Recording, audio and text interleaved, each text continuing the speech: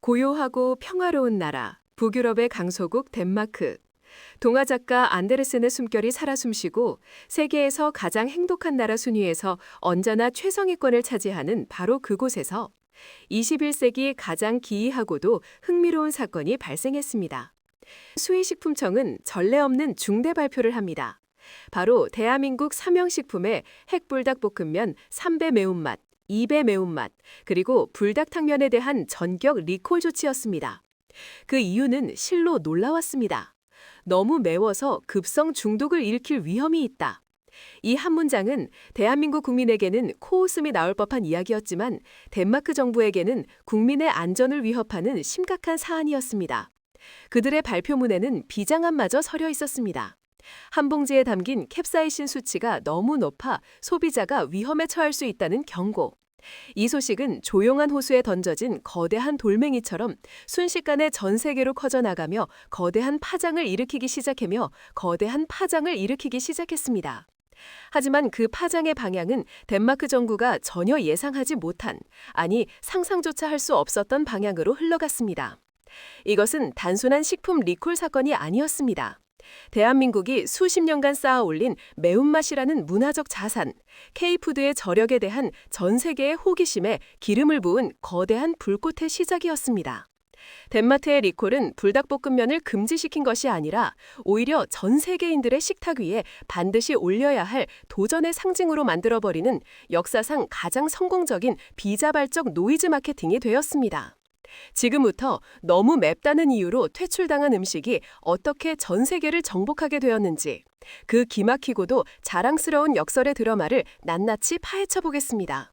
상상해 보십시오. 덴마크의 한 마트, 직원이 무심한 표정으로 진열대에서 불닭볶음면을 치웁니다. 검붉은색 포장지, 화를 내는 듯한 닭 캐릭터가 그려진 그 제품은 위험 문질이라는 오명을 쓴 채 창고 뒤편으로 사라집니다. 하지만 바로 그 시각 지구 반대편에서는 수많은 사람들이 스마트폰을 들고 덴마크가 금지한 라면을 검색하기 시작합니다. 아마존 장바구니에 불닭볶음면이 담기는 속도는 기하급수적으로 빨라지고 유튜브와 틱톡에서는 덴마크인들은 못 먹는 매운맛에 도전하는 영상이 폭발적으로 업로드되기 시작합니다. 이것은 단순한 해프닝이 아닙니다. 문화의 충돌이자 미각의 패러다임이 바뀌는 역사적인 순간입니다. 한때 변방의 독특한 음식 문화로 여겨졌던 대한민국의 매운맛이 어떻게 글로벌 스탠다드를 뒤흔드는 강력한 소프트 파워가 됐는지, 그 장엄한 서사의 한복판에 우리가 서 있는 것입니다. 사건의 전말을 좀 더 구체적으로 들여다보겠습니다. 덴마크 수의식품청이 문제 삼은 제품은 명확했습니다. 불닭 3X 스파이시 앤 핫 치킨, 불닭 2X 스파이시 앤 핫 치킨, 그리고 핫 치킨 스튜. 이 세 가지 제품이 가진 캡사이신 수치가 덴마크의 안전 기준을 초과했다는 것이 리콜의 핵심 이유였습니다. 덴마크 당국은 소비자가, 특히 어린이들이 이 제품을 섭취할 경우 메스꺼움, 구토, 복통, 설사를 유발하고 심할 경우 고혈압 등 급성 중독 증상을 보일 수 있다고 경고했습니다.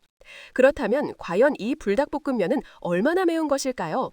매운맛을 측정하는 국제 표준 단위인 스코빌 지수로 살펴보면 2배 매운 핵불닭볶음면은 약 8,800 SHU, 3배 매운맛은 무려 13,200 SHU에 달합니다.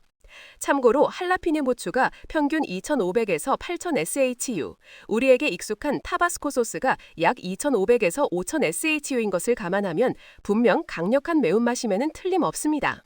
하지만 여기서 우리는 중요한 사실을 짚고 넘어가야 합니다.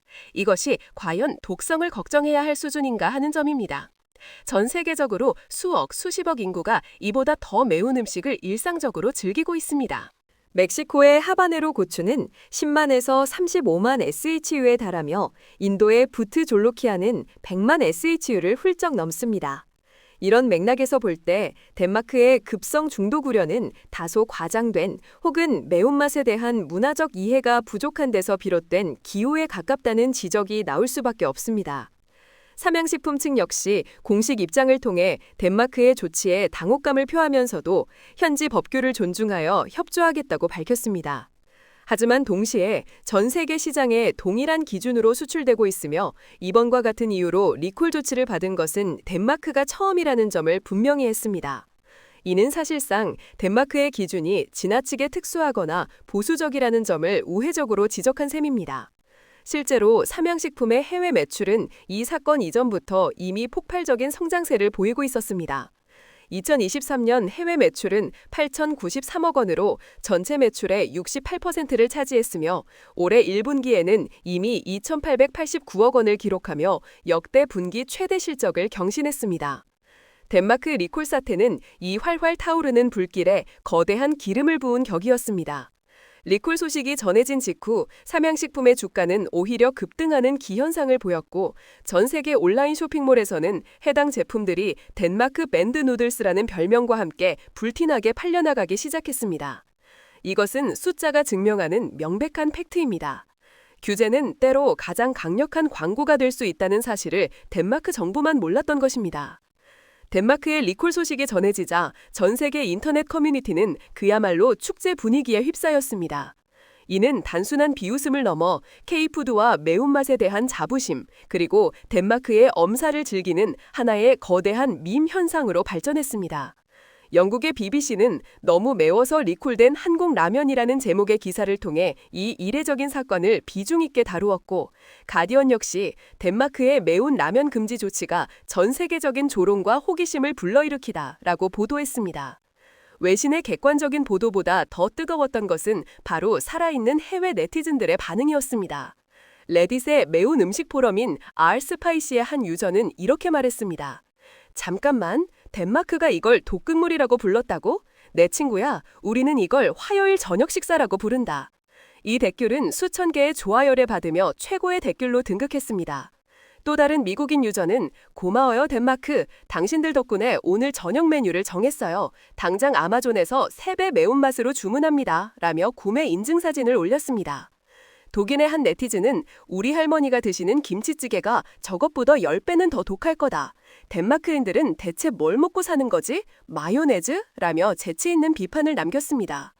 틱톡에서는 덴마크 챌린지라는 해시태그와 함께 불닭볶음면을 먹으며 땀과 눈물을 쏟아내면서도 엄지를 치켜 세우는 영상이 수만 개 이상 업로드되었습니다. 한 영상에서는 건장한 체격의 남성이 3배 매운 불닭볶음면을 먹고 괴로워하면서도 카메라를 향해 외칩니다. 덴마크 보고 있나? 이게 바로 자유의 맛이다! 이처럼 덴마크의 리콜은 전 세계인들에게 매운맛을 통해 연대하고 즐길 수 있는 하나의 놀이터를 제공한 셈입니다. 그들은 불닭볶음면을 먹으며 자신의 한계를 시험하고 그 경험을 공유하며 덴마크의 나약함을 유머의 소재로 소비했습니다. 한국인들은 정말 미쳤어. 어떻게 이런 걸 매일 먹을 수 있는 거지? 존경스러워. 라는 경외심 섞인 반응부터 이건 음식이 아니라 예술이야. 고통과 쾌락의 완벽한 조화라는 극찬까지 불닭볶음면은 단순한 인스턴트 라면을 넘어 하나의 문화적 아이콘으로 자리매김하고 있음을 명백히 보여주었습니다. 그렇다면 왜 유독 대한민국의 매운맛이 전 세계를 열광시키는 것일까요? 여기에는 몇 가지 중요한 이유가 있습니다. 첫째, K 컨텐츠의 폭발적인 성공이 닦아놓은 길입니다. 빌보드 차트를 정복하고 영화 기생충이 아카데미 작품상을 수상하고 오징어 게임이 전 세계를 휩쓰는 동안 글로벌 대중은 한국 문화에 대한 깊은 호기심과 동경을 갖게 되었습니다. 드라마 속 주인공들이 맛있게 먹던 떡볶이와 김치찌개, 그리고 바로 이 불닭볶음면은 이제 단순한 음식이 아니라 그들이 선망하는 K컬처를 직접 체험할 수 있는 가장 쉽고 강력한 매개체가 된 것입니다. 둘째, 챌린지 문화에 최적화된 제품의 특성입니다. 불닭볶음면의 극강의 매운맛은 그 자체로 하나의 도전 과제입니다. 누가 더 잘 먹는지, 누가 더 오래 버티는지를 겨루는 과정은 소셜미디어 시대의 가장 완벽한 바이럴 컨텐츠입니다. 사람들은 고통스러워하면서도 그 과정을 영상으로 남기고 공유하며 즐거워합니다. 이는 단순히 맛을 즐기는 것을 넘어 경험을 소비하고 재미를 공유하는 현대 소비 트렌드와 정확히 일치합니다. 이러한 지점에서 우리는 경쟁국들의 상황을 되돌아볼 필요가 있습니다. 한때 라면으로 세계 면 시장을 호령하던 일본은 어떠합니까? 그들은 전통과 장인정신이라는 틀에 갇혀 변화하는 글로벌 트렌드를 따라잡지 못하고 있습니다. 일본 라면은 여전히 맛있지만 그것은 그들만의 리그에 머물러 있을 뿐 불닭볶음면처럼 전 세계 젊은이들이 함께 즐기는 놀이가 되지는 못했습니다. 중국의 마라 역시 강력한 중독성을 가졌지만 특유의 향신도와 얼얼한 맛은 호불호가 갈리며 불닭볶음면처럼 명확하고 직관적인 매운맛의 파괴력을 보여주지는 못하고 있습니다. 반면 대한민국의 삼양식품은 끊임없는 혁신을 통해 까르보 불닭, 치즈 불닭 등 현지화된 다양한 맛을 출시하며 스펙트럼을 넓혔고 동시에 3배 매운맛과 같은 극한의 제품으로 오리지널리티를 강화하는 투트랙 전략을 완벽하게 구사했습니다. 이것이 바로 K푸드가 승리할 수밖에 없는 이유입니다. 우리는 전통에만 머무르지 않고 세계인의 입맛을 끊임없이 연구하고 가장 현대적인 방식으로 소통하며 그들을 우리의 문화 속으로 끌어들이고 있습니다. 참고로 덴마크의 불닭볶음면 리콜 사태는 우리에게 많은 것을 시사합니다. 한 나라의 섣부른 규제가 어떻게 의도치 않게 K푸드의 위대함을 전 세계에 광고하는 나비 효과를 일으켰는지 우리는 똑똑히 목격했습니다. 이는 단순히 한 기업의 성공 스토리가 아닙니다. 대한민국의 문화적 저력이 얼마나 단단하고 매력적인지를 증명하는 살아있는 증거입니다. 이제 세계인들에게는 대한민국의 매운맛은 더 이상 낯설고 기이한 음식이 아닙니다. 그것은 즐거움이고 도전이며 용기입니다. 친구들과 함께 웃고 땀 흘리며 즐기는 하나의 축제와도 같습니다. 우리는 이제 세계의 식탁 위에서 변방이 아닌 중심에 서 있습니다. 지구 반대편의 마트 진열대에 한글로 선명하게 쓰인 불닭볶음면이 당당하게 자리 잡고 있는 모습을 볼 때 우리는 가슴 벅찬 자부심을 느낍니다. 덴마크의 작은 소동은 오히려 K푸드의 위상을 더욱 공고히 하는 계기가 되었습니다. 그들이 두려워했던 바로 그 매운맛이 이제 전 세계를 하나로 묶는 가장 강력한 문화적 코드가 되었기 때문입니다.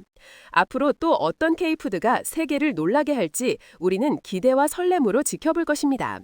대한민국의 창의성과 열정이 담긴 음식들은 국경과 인종을 넘어 모든 이의 마음을 사로잡을 준비가 되어 있습니다.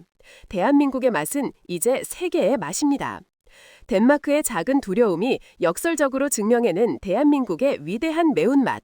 이 이야기는 단순히 음식을 넘어 우리의 문화가 가진 강력한 힘을 보여줍니다. 영상을 보며 가슴속 깊은 곳에서부터 차오르는 이 뜨거운 자부심을 느끼셨다면 저희 K뽕 채널의 구독 버튼을 눌러주십시오. 여러분의 구독이 저희가 더 멋진 대한민국의 이야기를 전하는데 가장 큰 힘이 됩니다.